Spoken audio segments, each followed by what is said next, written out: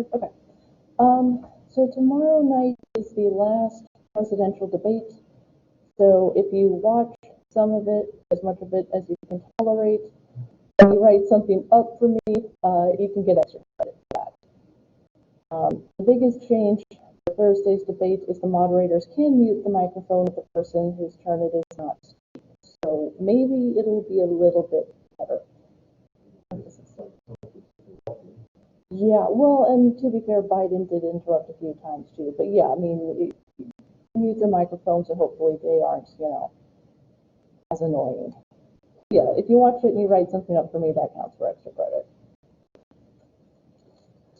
All right, so we're going to wrap up bureaucracy today. So we're going to talk about where bureaucracies get their power,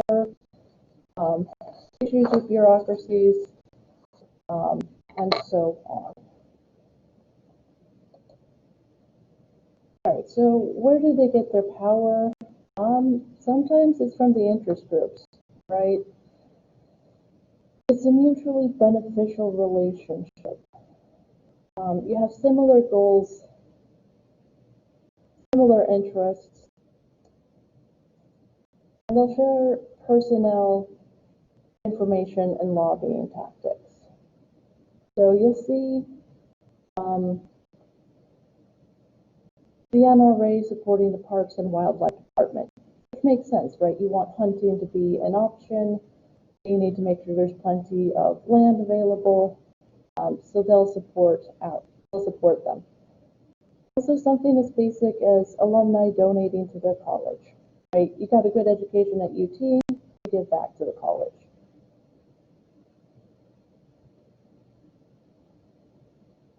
There's also the role of the legislature itself.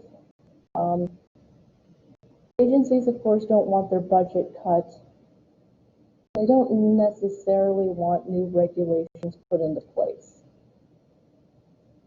So they'll provide information to the legislators, testify before the committees, and work to get to know the leadership of both chambers, right? So you want to be able to keep your budget higher. You don't want budget cuts. You don't want new regulations in the oil industries. So they'll use their interest groups and lobbyists to say, don't touch the budget of the environmental board or the education board. So there's a lot of politicking in bureaucracy.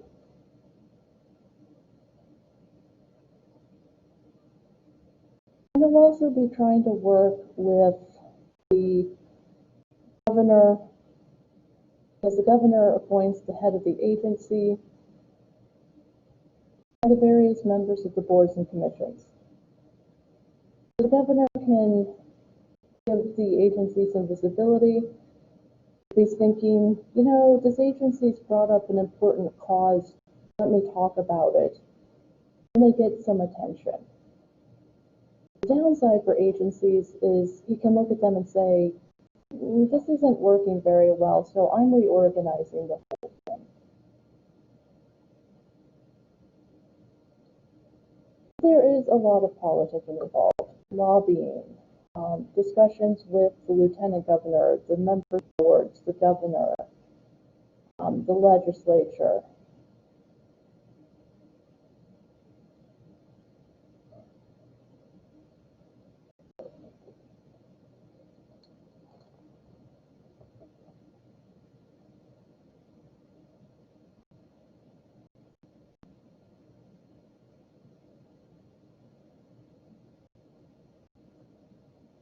Okay, and there's also us, right? We do have some influence in bureaucracy.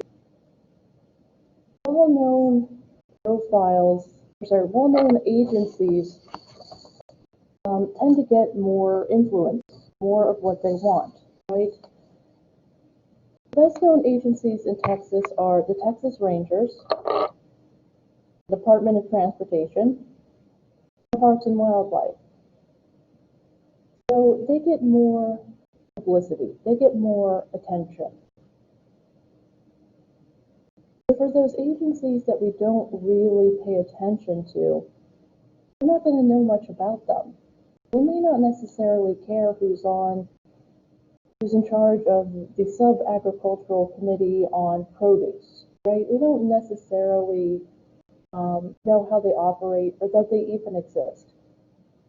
And if we don't pay any attention to these agencies, then the state government can do whatever they want with them. We don't pay attention and we don't care. They're free to do whatever they want with them.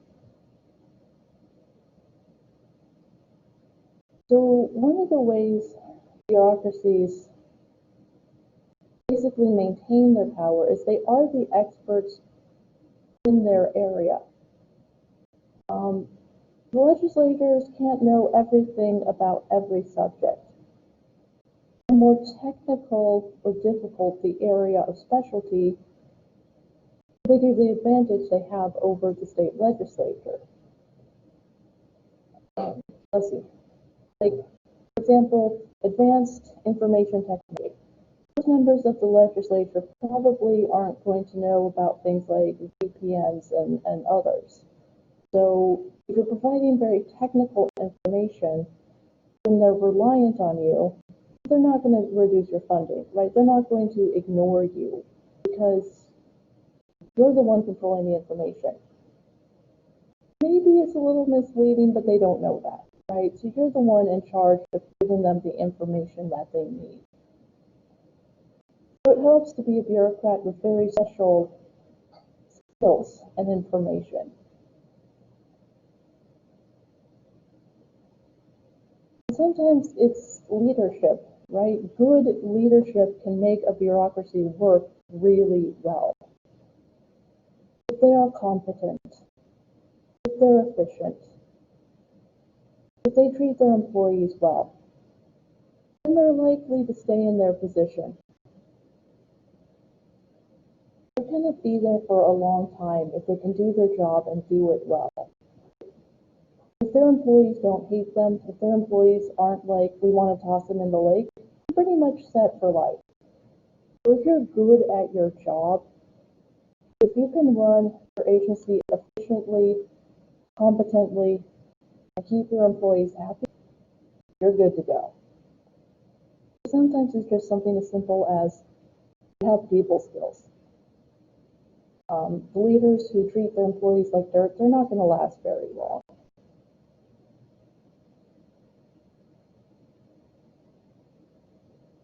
And they're also able to hold on to power because it's not a patronage system, right? You don't get your job because you're the son of the best friend of the governor. You get it because you pass an important test, right? You have to pass a written test, a skills test. You have to prove you're qualified for the job. So it's nonpartisan, right? It doesn't matter if you supported the governor in the last election or not if you can do your job. And it makes them resistant to politics. If you're not possibly going to be fired because you disagree with the governor, then you're free to disagree with the governor. You're free to push back and to say, look, you're wrong on this and I'm right. So know that you're not going to be fired because you disagree with the governor. There's more security in that. And that is a good thing, right? We don't want them playing politics with the state offices. We don't want them being yes men or women for the governor. We want them to be a back.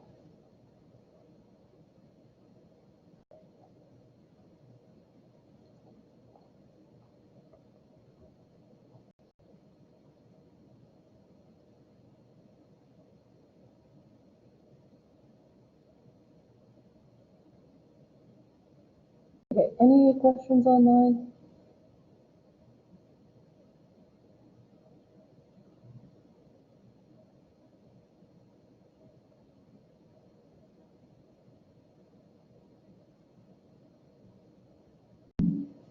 Nope. Okay. So one of the things bureaucrats have to do is implement the laws, right? The state legislature passes the law, but bureaucrats have to figure out how they're going to do that. So they have some discretion. They have some freedom to decide, how do we implement this law? How do we create this new this new environmental board, right? The state legislature doesn't control how the laws are carried out, they just control the laws that get passed. So administrative discretion can be something like controlling the number of oil barrels produced per month. Produce too much, gas prices drop.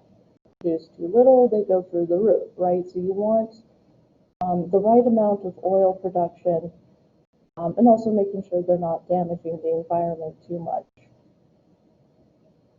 Also something like beer, wine, or liquor licensing.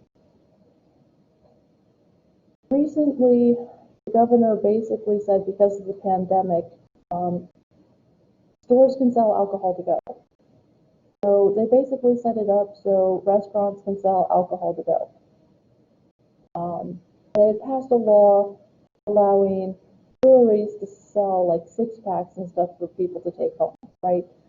So you're expanding the liquor license they already had to include being able to sell alcohol to go, right? Going out, picking up Mexican food, and bringing home a couple of margaritas, which does actually help businesses during a pandemic, right? If you can sell alcohol, you got better chances of people being able to buy from you. And they can control who gets a license to sell hard liquor in their restaurant versus just beer and wine. So the boards will appoint the executive director or a college president to carry out these policies. So they decide who's in charge and how we're going to pass these new regulations. How we're going to allow alcohol to be sold to go. For the most part, it seems like the requirements for the restaurants are you put them in like a bag or something, with hope that nobody will take it out and start drinking it while they're driving home. It would be bad. There are some positive effects of allowing for discretion. Give law enforcement the ability to say, okay, look, we know you're a low-level drug dealer, right? And we know that you're caught up in this. We're going to make you a deal. We're going to let you go if you bring us someone higher up the food chain. If you know the next link in the chain, if you know where a shipment of cocaine is going, okay, we'll make you a deal, right? We're going to let this guy go because we don't have enough evidence, but let's see if we can catch him later. Discretion. It's also good because as professors get to decide how are we going to teach the class, grades, and exams, right? We don't like being told what to do in the classroom. And most students probably wouldn't like it if their classes were uniform across the board. If I was told you have to teach a certain way, your exams have to be multiple choice, and you have to do this, right? It wouldn't be in the student's best interest. It can be a good thing various agencies work the way they need to. Rather than controlling everything, allow them to have the freedom to be flexible.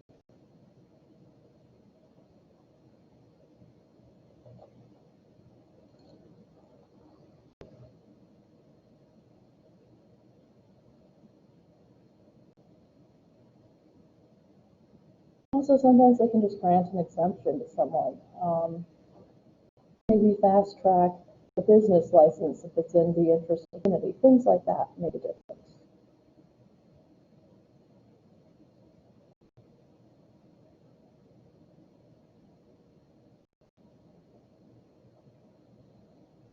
And again, they can have an influence on legislation. Because the sessions are only 140 days, there's not enough time for the legislators to have all the information at their fingertips. So the agencies and the bureaucrats can give specialized information. More importantly, they can draft the legislation for the member. If someone wants to look at creating a new environmental law, and I talk to the Environmental Quality Board, maybe they give them a draft of what they want to see legislatively, and then that legislator can present it on the floor as their own. Saves them time, saves them hassle. And it gives the employees the ability to provide information for or against the legislation. For example, if they wanted to pass a law creating stricter environmental policies in the oil fields, you'd get people working for the oil industry providing information saying why it's a bad thing, and people who work for the environmental board providing information for why it's a good thing.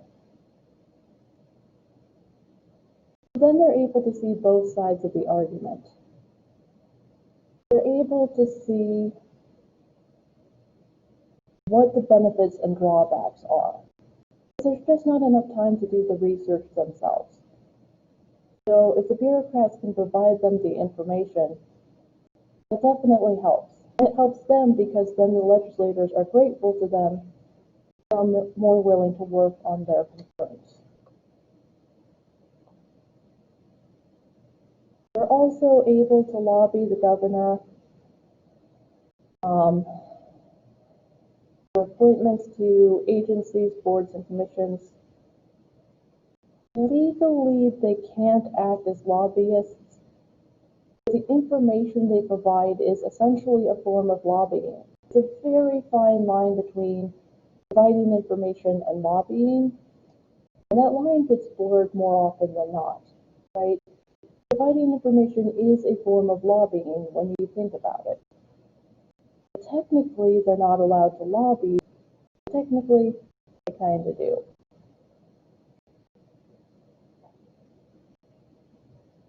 So, one important association for bureaucrats is the Texas Public Employees Association.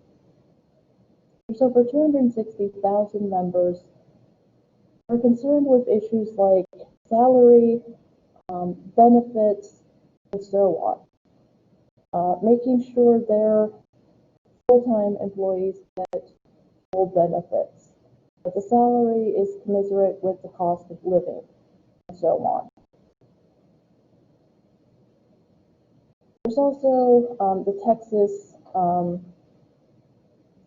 Teachers Retirement System, the TRS. Every public school teacher, including professors at the college, can belong to it. It's basically the state retirement system for those in education. So we get information like how much is in our retirement account, new rules about the retirement fund, and so on. So that's kind of of public interest as well.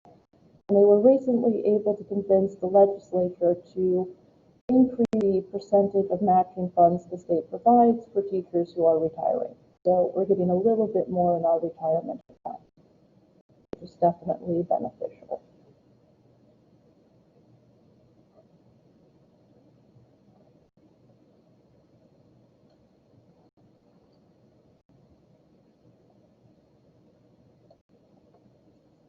All right, so public interest, bureaucracy, they don't tend to pay as much attention to bureaucracies, right? When an agency gets created, we think about it, we're like, okay, that's cool, and then we move on. Just kind of like, yeah, whatever, that's cool. If it gets eliminated, maybe we're concerned for a little bit, and then we're like, yeah, whatever. Unless it's very major changes, we don't really pay attention. We don't really care if there's a little bit of restructuring in the Department of Public Safety. We only really care if there's major changes to how you can get a driver's license, right? With the new smart IDs and all the documents you now have to bring, we pay attention to that, but not necessarily new rules on their end of the business. So we are concerned with honesty and efficiency, right? We pay their salaries. We pay for state agencies to operate. We we don't want to find out that state workers are embezzling funds, or using money earmarked for furniture going to, or sorry, money for healthcare going to furniture. Yes, Crystal. Good question. How can we, the public, hold the bureaucracy accountable if they overstep? Okay. Very good question. It's tricky in some ways, but here's essentially what we can do. We can lobby our state legislature members, right? We can protest, we can sign petitions, we can demand change. So if, let's say, 2,000 people call their state representative and say, this is ridiculous, they can take action. So the public can put pressure on the legislature and the governor to rein in this bureaucracy, to fire an administrator who isn't doing their job. So largely it's just us putting pressure on the various actors to do something about this bureaucracy that's overstepping its bounds. It's not as hands-on, but we can pressure the state to take action. We can pressure the state attorney general to file charges against someone for stealing money, things like that.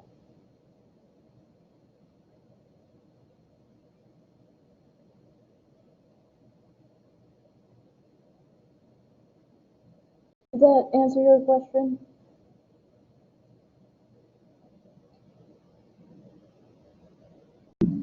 Okay. We can also protest if we get irritated enough. We can protest. Okay.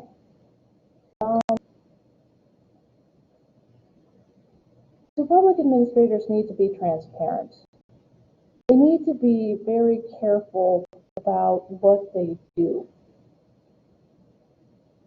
Because if they screw up or they do something blatantly stupid, we do start to pay attention. We find out that the head of the Environmental Quality Board is having an affair with a subordinate and giving them promotions because of their relationship, we're going to start paying attention to that. Scandals get our attention, especially if they're very juicy, right? Sex scandals, no sell, right? We pay attention to that kind of thing. If someone embezzles or is caught on camera saying poor people suck, right? We're going to pay attention to that. So we don't necessarily pay attention to the day-to-day business. We do pay attention when they start to screw things up.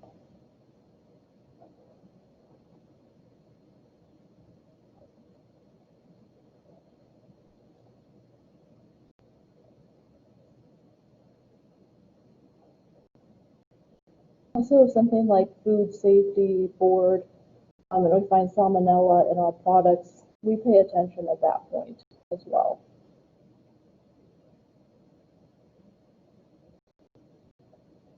Okay. In terms of their orientation, basically what ends up happening is the public interest does get forgotten. It's not that they don't pay attention to us, it's just we don't usually exert a lot of pressure on them. They focus on the goals of the agencies, or the interest groups. If you're getting a lot of pressure from the NRA to increase the number of hunting licenses, they're going to be taking that into consideration. So if the public doesn't really pay attention, they don't really care, and those who do care end up basically driving policy, driving how bureaucracies work. And there's 5 factors that cause disorganization and a loss of focus. The way agencies are created very rapidly and piecemeal, with overlapping jurisdiction, causes people to get confused about where do I go to get this taken care of. Also issues with interest groups becoming incorporated with these agencies.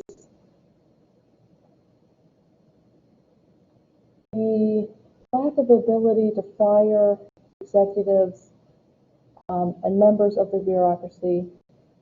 This is both good and bad. Right? They can't be fired because of public pressure. But it is harder to fire them if they're not doing their job properly. So that can cause disorganization as well. There's also a lack of knowledge by us on what agency is responsible in what area, who's in charge of what. If we can't get a straight answer, how do we know whom to hold responsible? And the last problem is the agency may say these are our goals, but it's not exactly what they're doing, right? They may say, oh, we want to increase the efficiency of the Department of Public Safety, but behind the scenes, what they're really looking at is personnel, or making sure that the office runs efficiently.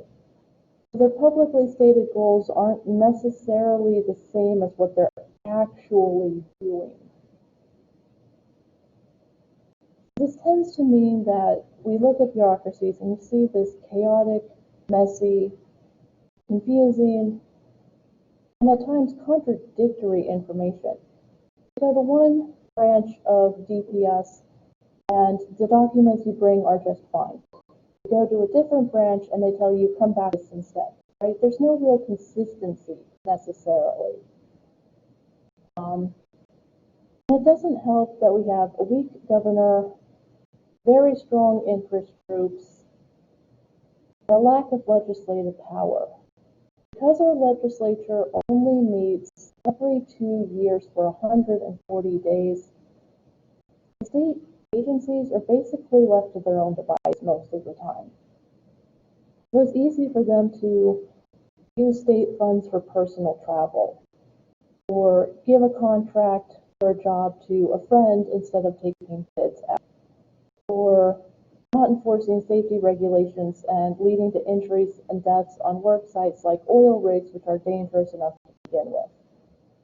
So the lack of oversight means they do tend to overstep their bounds sometimes. We talk about corruption here in the Valley, right? And we see it in the way our local government runs. The good old boys system. Contract for a new school going to the friend of a city council member and not being sent out for bids, right? The lack of willingness to follow the rules. Here in Weslaco, we're looking at spending millions of dollars on creating a new jail. And it didn't look like they'd sent it out for bids to find a lower price. I mean, we were talking a huge portion of the budget. And it's like, is this really in the best interest of the people of the city, right? Shouldn't that money be going into fixing the potholes, or working on improving the drainage system around here, or I don't know, things people might actually benefit from? I mean, yes, law enforcement is important, but that's a lot of money to be spending, right? Yeah, fix the damn potholes, guys, come on. God.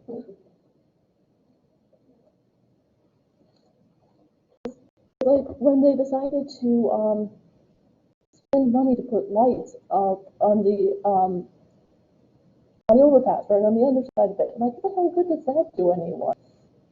I mean, it looks pretty, but that money could have spent on something else. I mean,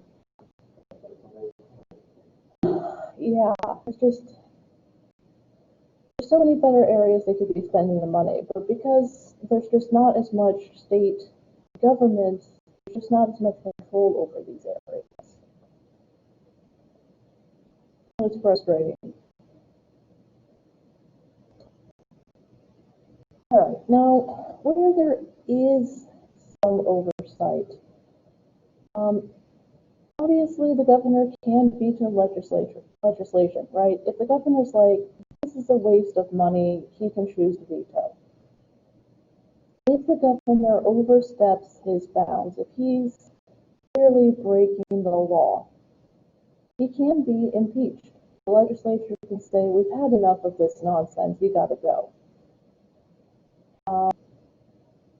They can refuse to confirm an appointment. We are seeing some issues with our current state attorney general, Ken Paxton. He's been accused of bribery and is actually facing federal charges. So he may be out of a job soon. The legislature may choose to get rid of him. We can't have a state attorney general who's accepting bribes, right? He's going to have to, if that's true. There's also the Texas Performance Review System. Agencies do have to create plans that ensure quality of service, right? You don't want people waiting 4 hours in line to get a driver's license all of the time. You don't want people waiting 6 months to get food stamps. You got to make sure the quality of the service is pretty good. They also have to ensure access to programs. If you meet the qualifications for food stamps, you've got to be able to get access. And I also have to talk about how the agency has been doing. Areas they've done well, areas they can improve, right? Here's what we're doing right, here's what we're going to work on. Prior to submitting their budget proposal, they do have to put together a plan. They do have to put together information that says, here's how we'll use the money, here's how this agency will work, and here's how we'll guarantee that the money's going to go where it's supposed to. Of course, it's one thing to say this is what we're going to do, and it's another thing to actually do it, right? They can promise, yes, we're going to do this, and then find out that maybe they can't keep that promise. Maybe they don't have the money for it. There is an ombudsman who's in charge of hearing public complaints about state agencies. If you go to get your driver's license and the person there is incredibly rude, I mean like beyond normal bureaucratic rude, you can complain about it. You can say, look, this person was extremely rude to me. They yelled at me, they called me names, they just wouldn't help me. You can file a complaint if you're not getting anywhere with the state agency. It's hard for the governor to control these agencies. The governor has so many demands on his time. And with the agencies as large as they are, the governor can't control everything the Department of Public Safety is doing, or Homeland Security, or law enforcement. And we can't hold the governor responsible for the failure of state workers.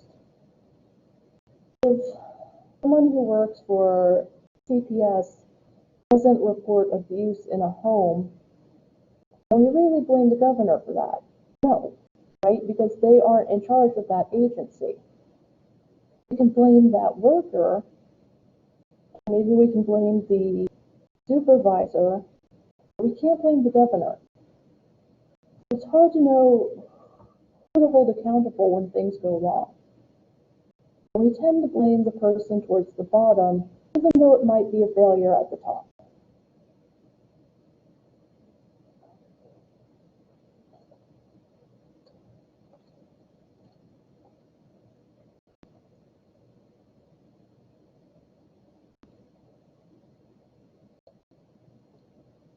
Okay. The legislature does have some oversight. They do control the budget, right? If they think the agency is spending money recklessly, they can reduce their budget. They can say to them, look, you're not doing what you're supposed to be doing. They can look at their accounts to see, are you spending the money the way you are supposed to? they can investigate wrongdoing and impeach various officials. For example, that case I was talking about with our current state attorney general, if they can prove he has been accepting bribes in office, he's going to be gone, right? They're not going to let him stay in office. They can look into an agency where something is clearly off, where the money isn't going where it's supposed to, or they've gotten multiple complaints. They do have the ability to look into what an agency is doing. That being said, sometimes they don't want to bite the hand that feeds them, right? They rely on interest groups and bureaucrats to give them the information that they need. So they're not going to want to tick them off. They're not going to want to take off the special interest tied to that agency by cutting their budget.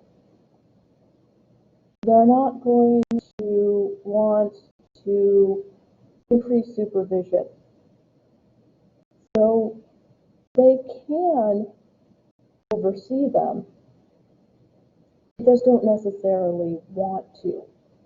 They don't want to do an investigation of an agency, and then the next time the legislature is in session, ask them for information and have them say, why should we help you? You screwed us over last time. We're not helping you out.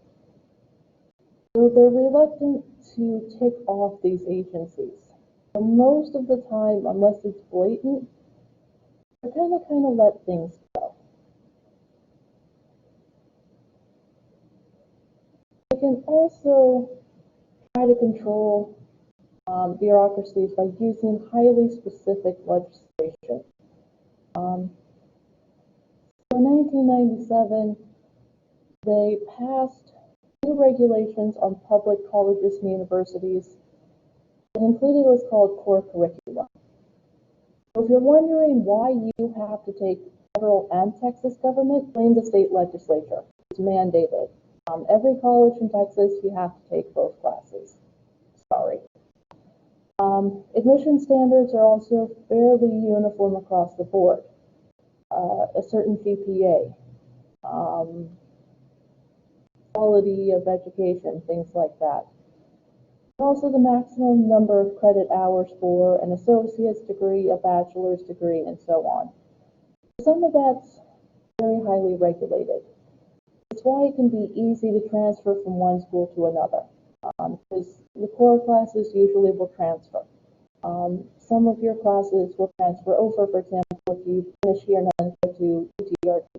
So some of that is just because of the regulations that have been put into place by the state legislature. Requirements for classes like English 1 and 2, math, and so on, are all done by the state legislature.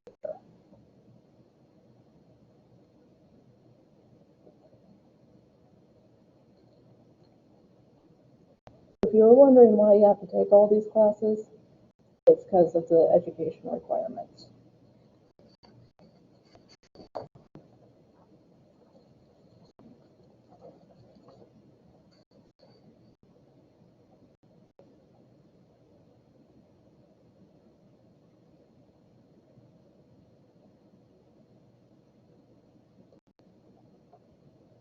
Okay, so one of the ways they try to control the agencies and figure out how to deal with them is through what's called the Texas Sunset. It was passed in 1977, and it looks at all statutory boards, commissions, and departments other than colleges and universities. We're under separate guidelines, separate review processes. The advisory commission has 12 members, made up of 5 representatives, 5 senators, and 2 citizen members. And the chairmanship will rotate between the Speaker of the House and the President pro tempore of the state Senate every 2 years. So they switch it up. And the citizen members are appointed by the presiding officers in the legislature. So it gives the people some right to look at these agencies. And usually they'll choose people who have some knowledge about various agencies. Retired teachers, for example, or someone who was a state employee. So they coordinate their information with agencies like the Legislative Budget Board, legislative committees, the state auditor, the governor's office, and the controller. So they do a lot of interconnectivity between the various agencies, the legislature, and the governor. So they'll look at what agencies to review. Are there problems in the Department of Homeland Security, for example? Are there issues with budgets, spending, or personnel? They'll make their recommendations. It might include something like firing the head of the agency, eliminating a department within it, restructuring. And so it then becomes the job of the state legislature to decide, do we reorganize this agency? Do we get rid of it? Is it considered unnecessary at this point? So some of the reforms they've introduced includes better structure for workers' compensation claims, public membership on the state boards, and stronger rules on conflicts of interest. And it has been beneficial. Since 1977, they've saved the state $946 million. That's pretty significant. They've also gotten rid of 23 agencies because they were redundant.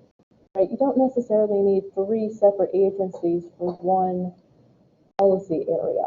They've gotten rid of redundancies, eliminated some of the overlap, saved the state over $900 million. This is actually a pretty useful board. They actually do a lot of very important work, making sure the agencies aren't flowing through their budget and aren't taking up money that the state could spend elsewhere.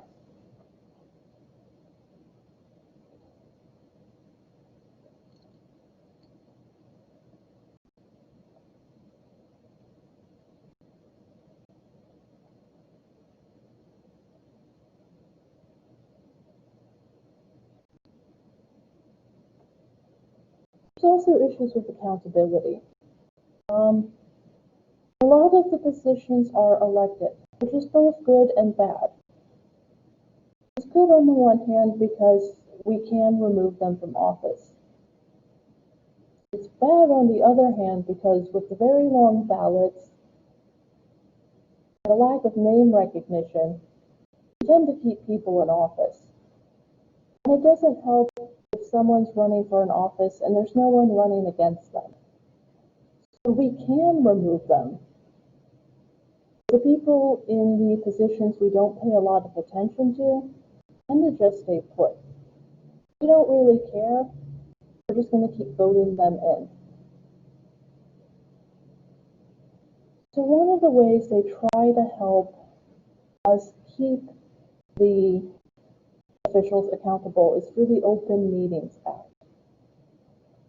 We do get the right to have access to information like deliberations, procedures, and agenda of the various agency meetings. Sometimes we're even allowed to sit in on that meeting if you want to. So the idea is we get to see what's happening in that agency. If there's infighting, if there's issues with their budget, what they're actually talking about, we can hold them accountable. Now, sometimes an agency does need to discuss something in a closed meeting, like real estate transactions, personnel issues.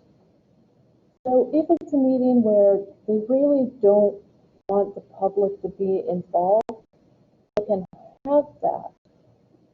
But they have to post their agenda in advance. They still have to give it to the Secretary of State. So they have to justify not releasing that information to the public. So it has to be something where very private or sensitive information should not be released to the public.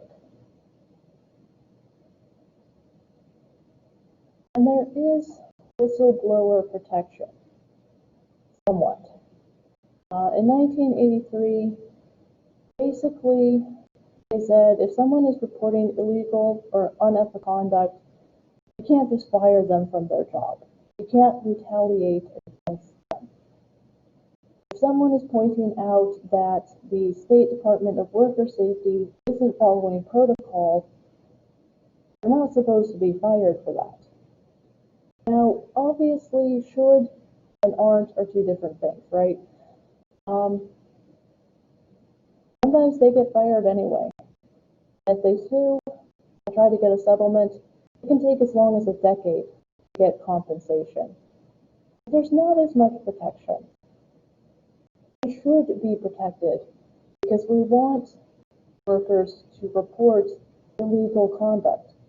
If a manager is breaking the law, we should know about it. The problem is it's hard for workers to come forward if they know there's no real protection and they can get fired anyway. So we really need to strengthen our whistleblower laws, protect workers who do report illegal activity. We want our agencies to be running well, and if someone's breaking the law, we should know about it. So that's one area we do need to work on, is making it safer and easier for people to report the problem.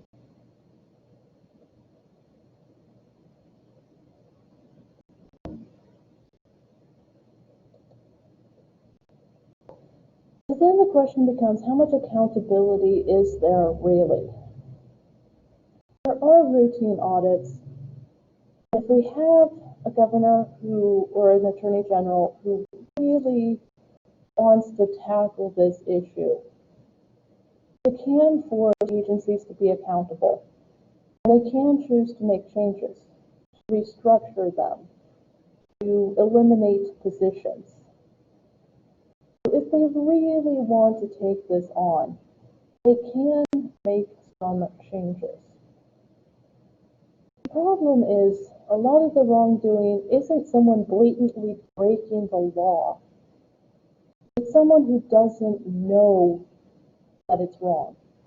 It's someone who hasn't been trained enough to understand the problem.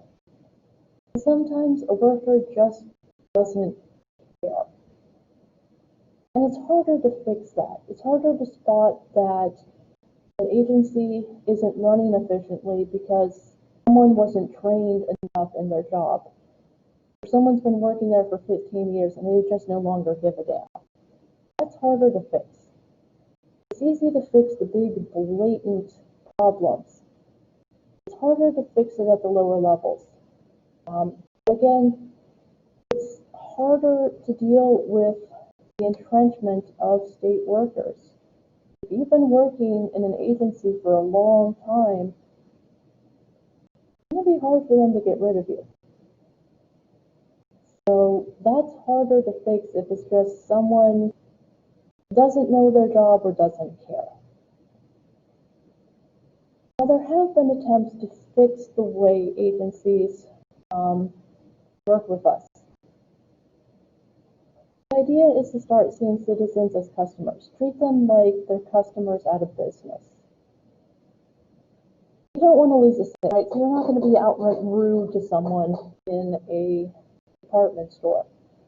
So the idea is try to treat people a little better. Be more courteous. Be more supportive. Obviously, that's not always the case, but it's at least a recognition that You got to treat people like people and not a number. There have been attempts to raise the standards in terms of service. Again, we don't want people waiting 4 hours in line for a driver's license. But to deal with that, you would need to hire more people or open more branches. And you can't do that if we cut the budget or the state says we don't want to spend more money on this. So there's a recognition that the agencies aren't working as well as they should. Fixing it, yeah, that's a little tricky. It's a little hard for them to figure out how to fix that when we don't want to spend the money, we don't want to hire more personnel. So, I know there's a problem, we just haven't quite figured out how to fix it.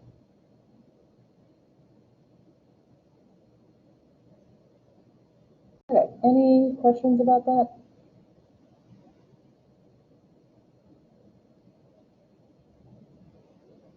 All right, so since we have a little time, I wanted to show you guys a photo of what I think is the quick definition of bureaucracy. This is a photo I took of a post office in San Antonio. When my parents moved to San Antonio in 2019, my dad had to go to the post office to pick up the mail that was being held there and complete the change of address with the mailbox key. This was the line at the post office. Yeah. This sums up bureaucracy in a nutshell, right? Waiting in line, waiting forever. And actually, as bad as it was in front of us, it was even worse behind us. So we actually got there at a good time. But obviously, not ideal, right? When we think about bureaucracy, we tend to think about long lines, still workers, and then of course you get up there and you don't have the right form, so you have to start all over again. So what have been some of your experiences in dealing with state bureaucracy? What are some of the headaches or pluses you've gotten out of interacting with our various state agencies?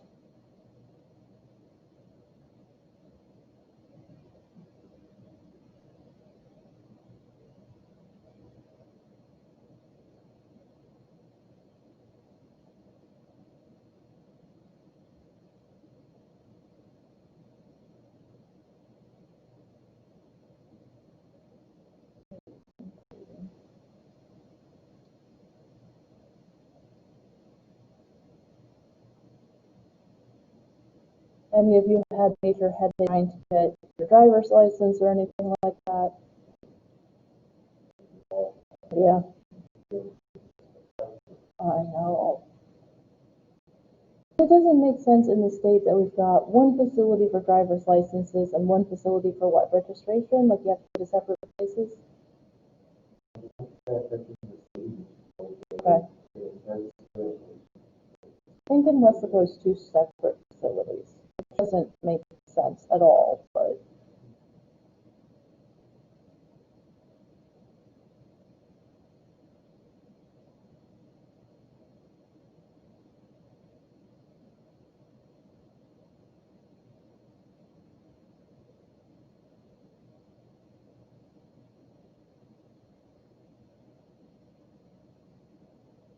nothing's quite as frustrating as going to the driver's license facility, filling out the form, waiting forever. You get up there and they're like, oh, you don't have the right documents, come back again. Come on, man, I spent 3 hours here, what the hell? Yeah, that's frustrating. Or you go to the post office because they couldn't leave a package at your apartment and they're like, oh, the mail carrier's not back yet, you have to come back tomorrow. Oh, come on. On the one hand, you do feel kind of bad for them, right? Like the people at that post office in San Antonio had to be working their fingers off, right? I mean, they were hustling there. They were trying to get people through there. So you do feel bad for them on the one hand. On the other hand, sometimes you're just like, you guys just need a little faster. I mean, can't we just get through the damn line? There's a part of me that wonders if they hire people who are just statistic is held work at the DMV. No, you can't do that. No, we don't process that. Ha ha. I don't know. Sometimes I wonder where they find the people to work in state agencies. Really? Okay. Mm-hmm.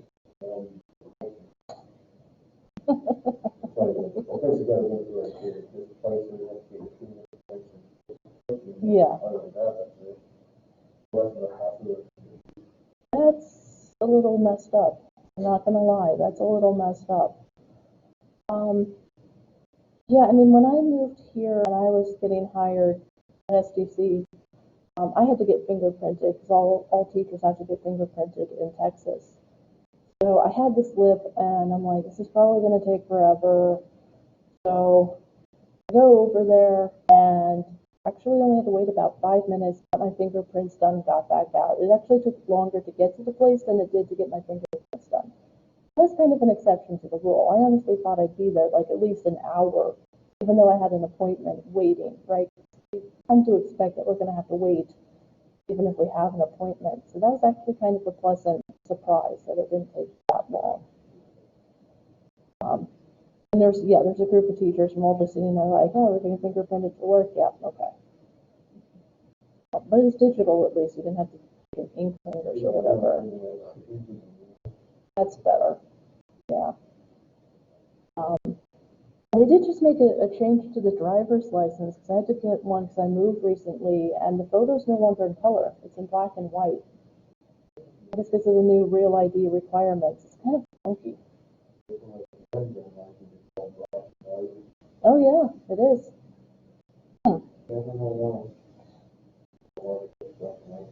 Yeah, I mean, I think color photos would make more sense because how can you tell someone's eye color or hair properly in a black and white photo? But I guess, I don't know, I guess if I found someone who looked a lot like me, they would probably be able to use my license, but I mean, yeah, it's possible. But yeah, I mean, they do make changes. The real IDs that we all know have to fly, even domestically, which is weird. But now we all have to have a real ID.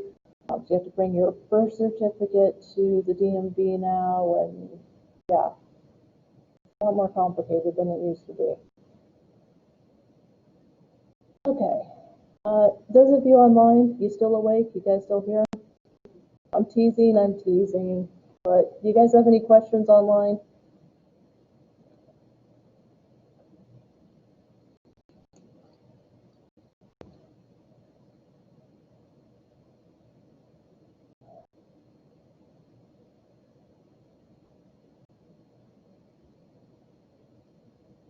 I think I should be playing the Jeopardy theme. Okay. All right. Well, that's it for today. You guys survived bureaucracy. Congratulations. Next week, we move on to a much more interesting topic, the state judiciary. Read the first half of Chapter 9 for Monday. Again, if you watch tomorrow night's debate slash floor fight and you write something up for me, you can get extra credit for that.